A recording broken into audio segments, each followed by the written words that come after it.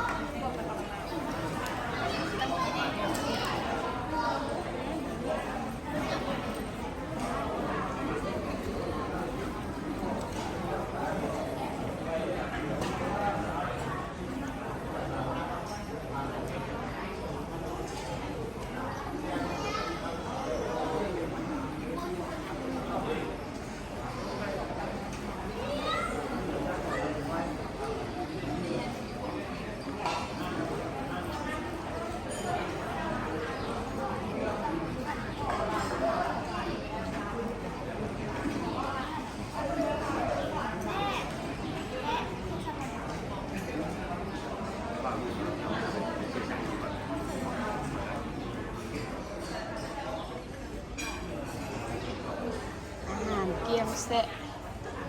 อันนี้ก็ของเฮาปะ